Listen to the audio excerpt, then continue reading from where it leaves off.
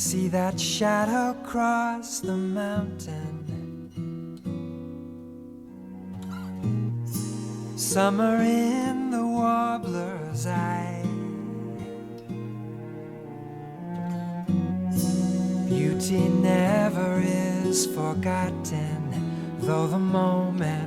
All right, guys, let's start this next lesson out. Now, look, I'm skipping ahead. I'm going to get to why in a little bit, but don't worry about CRI and all these other things. We're going to be talking about that. Most of this section here will be self-explanatory, so we're just going to kind of read it and go from there. The CRI of a lamp. Uh, of a lamp indicates how well the human eye will see the colors as compared to natural sunlight. The better the CRI, the truer you see colors. Plants could care less about what you see. What is important to a plant is the absorption spectrum of the chlorophyll and a few other pigments. The colors that the human eye is most sensitive to, which are centered around the green part of the spectrum, are of little use to the plants. And towards the end of this, we're going to look at a graph of the spectrums that chlorophyll does like, and you're going to see it dips really low in the middle, and that's where the greens are. Also, the CRI really has no direct relationship to high lumens. In fact, for most of the history of fluorescence, in order to improve the CRI, in other words, light that humans can see, the lamps required an addition of more phosphorus, usually more expensive, which also tends to lower the lumen output while increasing CRI.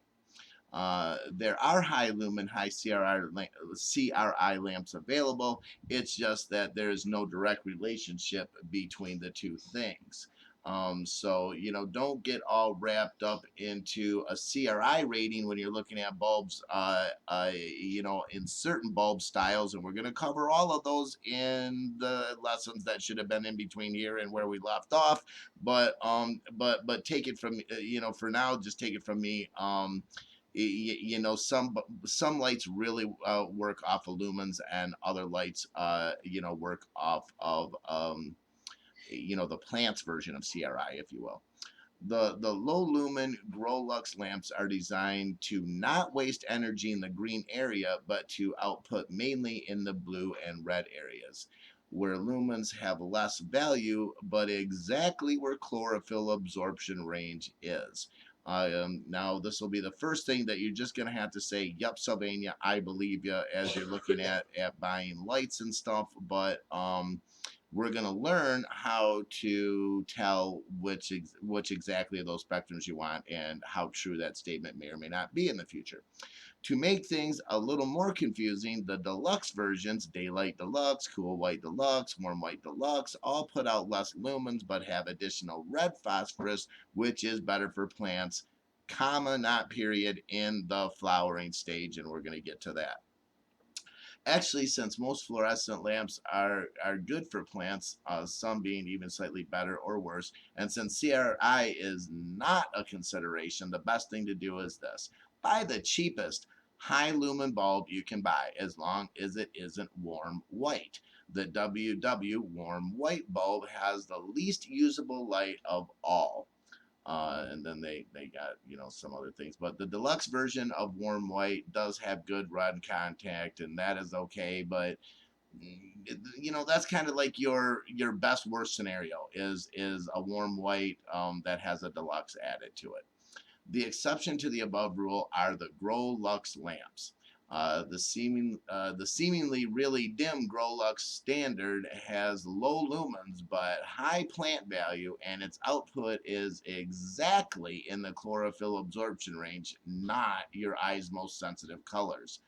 By the way, except for infinitesimal small differences, that to a scientist means don't even worry about this, right? All the major bulb manufacturers produce the exact same variety of lamps. you are really worrying more than you need to. This is in a response to somebody that wrote Sylvania a question and answer thing, right? So I have used a large variety of lamps. They all seem to do well. Another rule is the more lamps, the better. In other words, if you want to produce more lumens and you're using fluorescence, use more bulbs instead of trying to buy more powerful lumen outputs, okay? Because you're going to get more spectrum. And again, guys, we skipped a whole bunch to get here. We're going to go back and cover those roads, but I wanted to show you guys where we're going. So now let's go in and look at the Grolux lamps, and those are the ones that I use here at the house.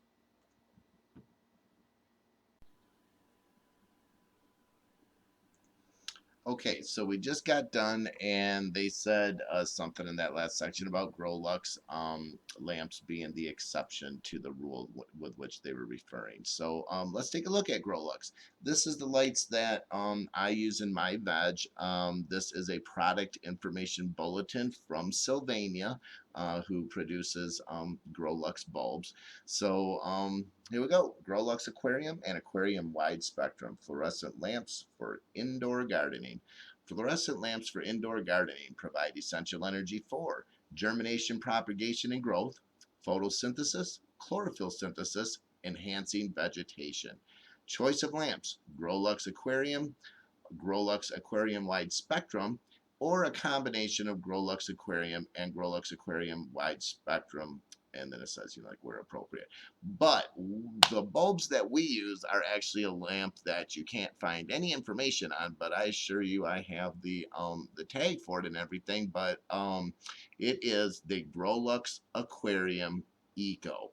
ECO. So when you look down right underneath this where it says product availability, and you see it's broken up into F15, F20, F30, that's your wattage ratings. So the ones we use are the F30 T8 GROW, GRO, AQ for aquarium, and then ECO. And you won't see that listed, and I have no idea why there's no data on it. But it's just a bulb that combines all the benefits of the wide spectrum and all the benefits of the regular aquarium. So that works out pretty good for us.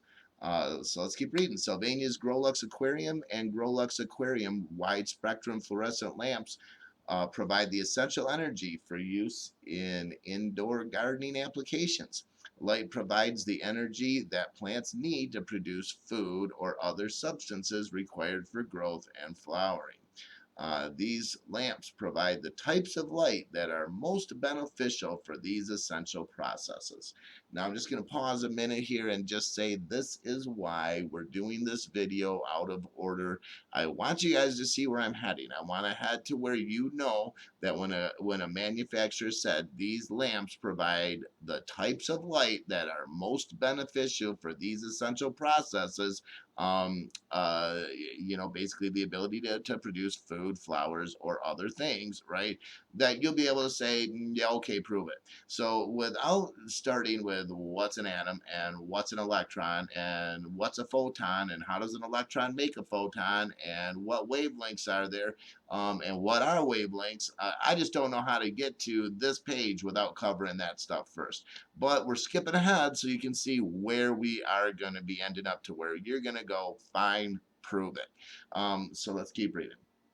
Grolux aquarium lamps provide the right balance of red and blue wavelengths for low energy plants such as houseplants. High energy plants such as vegetables seem to require more energy in the red portion of the spectrum. The Grolux aquarium wide spectrum lamps, or a 50-50 mix of the two types of Grolux lamps, may produce the best results for the high energy plants. What they mean though when they're talking about vegetables requiring more red is that vegetables that are in flower, producing fruit and or buds in our case, right? They need the red at that stage. Then they obviously are just talking to the masses here, and you're gonna have to say at this point of the video series, oh, okay, but we want to get to where we're a little sharper than that, right? So what they are saying, however, is if you're gonna have plants that are gonna go into flower and they're gonna go into vegetation, that's when you want redder bulbs. And that's why people switch from metal halide to high pressure sodium when they go into flower.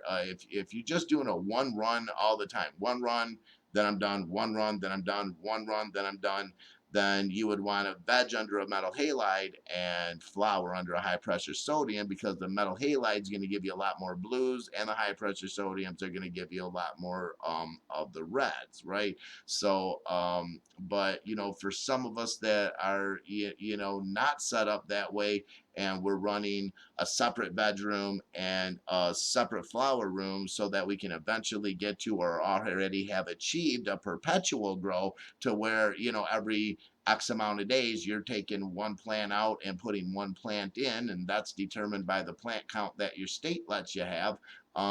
Then you want to get it to where you have a veg area with blue, and you want to have a flower area that's more in the red. And we're going to talk about fluorescence, obviously, and compact fluorescence a little bit more. But suffice it to say that I'm not a firm believer of flowering under fluorescence, not at this point at least, but it can be done. You can go across YouTube and find examples of that, but you sure as shooting can veg the ever-loving daylights out of a plant underneath a T8, in this case a Growlux aquarium, Growlux aquarium wide angle, or the Eco if you can find them. We bought ours at Menards. Let's get on to the next slide. Okay, this is the technical information at the bottom of this data sheet, and we're not going to spend a lot of time here, and we are going to get to this in some of the other videos, and you need to understand this stuff better. But I want to show you that each bulb manufacturer of any really kind of bulb should have this information available. And let's look at the top chart, if you will. The wavelengths in nanometers. Marijuana grows, in most vegetative plants or whatever, but marijuana specifically grows really well between 400 and say give or take about 700, or a little bit over.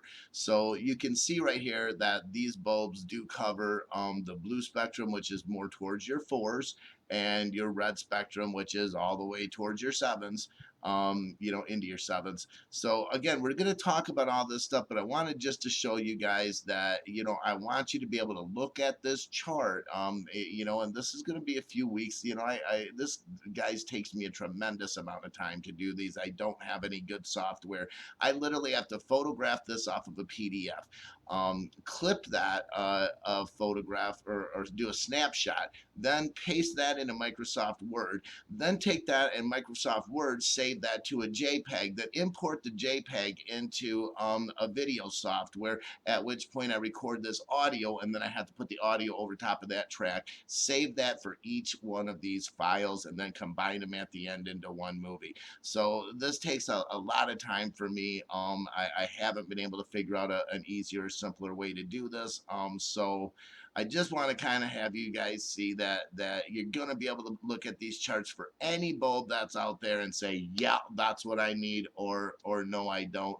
And the other side of this graph, just to get to that, I'm sorry I skip around a little bit, but just shows you the intensity of those peaks, of those wavelengths, right? And wavelengths are created by photons, and we're going to get into all that, and you're going to see how that benefits each of the plants, and why that blue spike at around 40,